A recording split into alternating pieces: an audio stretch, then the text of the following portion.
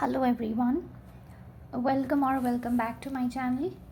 In today's class, we are going to cover this current affairs topic, which is related to India ASEAN relations. That is the 21st India ASEAN Summit, which took place on 10th of October. Okay, so we are going to cover the key outcomes of this particular summit, like which is important. Okay, so this summit actually took place at Vientiane, which is the capital of Laos. Okay, and this theme of the summit, definitely these kind of questions are asked in the prelims, so we should remember that the theme of summit was enhancing connectivity and resilience. During the summit, there was this addressing of the summit by Prime Minister Narendra Modi, who has actually attended his 11th India ASEAN Summit. So it was Prime Minister Narendra Modi's 11th India ASEAN Summit. So he has addressed it. The important thing is that it's been a decade to India's Act East policy.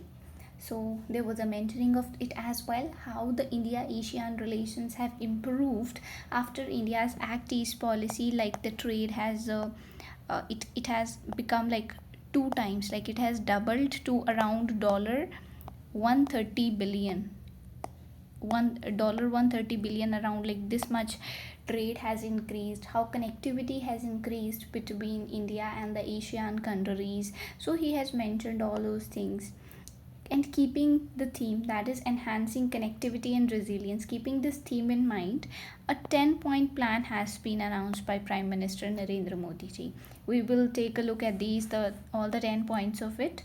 Then he has also talked about this thing, the need to review the India ASEAN FTA in a time bound manner. Like I have told you in the previous class that both like India ASEAN, they have this thing that by the year of 2025 they are going to review this free trade agreement, because this agreement is such that although the trade has doubled between both the countries, but India is having like high trade deficit when it comes to India ASEAN relations. Okay, so in order to balance it out, so there is this need to review this free trade agreement. So he has said that there is this need to review in a time bound manner and complete this review in a time bound manner, so that there can be enhancing of the like harnessing of the greater economic potential for the benefit of India ASEAN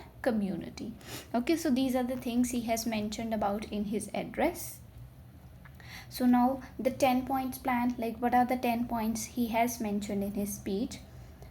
Number first, celebrating the year 2025 as ASEAN India Year of Tourism, for which India would make available $5 million towards the joint activities. Number 2, celebrate the decade of Act East policy through several people-centric activities. Okay, so people-centric activities are going to be there, through which we are going to celebrate this decade of India's Act East policy. Since a decade has been like completed, it is now important from the mains perspective as well. Okay, including the Youth Summit, Startup Festival, Hackathon, Music Festival, Asian India Network of Think Tanks, Delhi Dialogue. So these are the various people-centric activities like through which we are going to celebrate this decade of Act East policy. Then is to organize ASEAN India Women Scientists Conclave under ASEAN India Science and Technology Development Fund. Then there is doubling of this number of scholarships at the Nalanda University and provision of new scholarship for ASEAN students at the agricultural universities in India.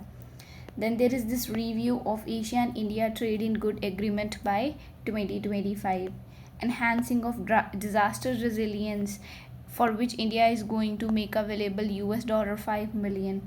Initiate a new health minister track towards building health resilience.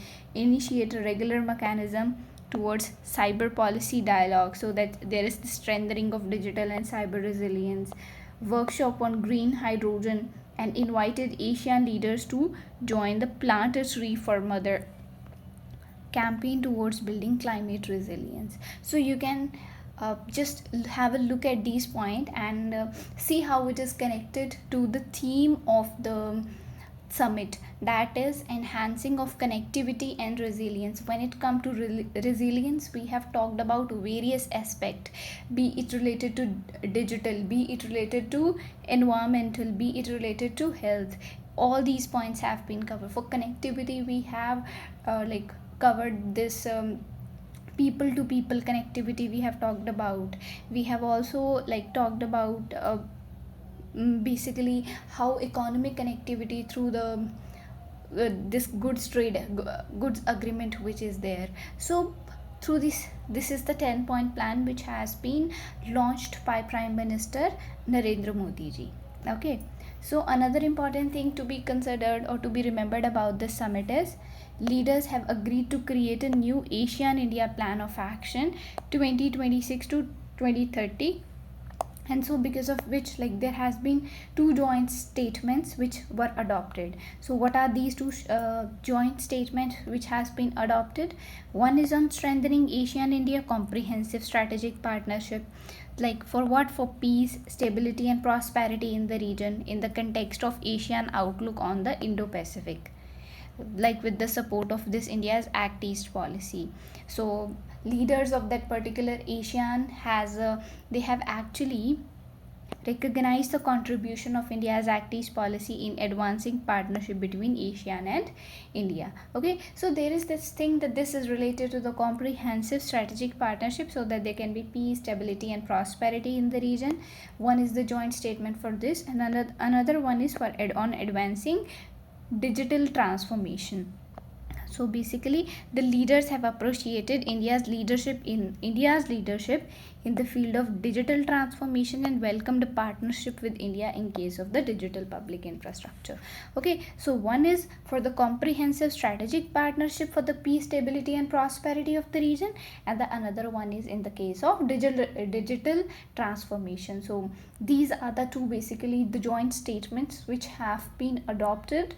So basically for this ASEAN India Plan of Action 2026 to 2030.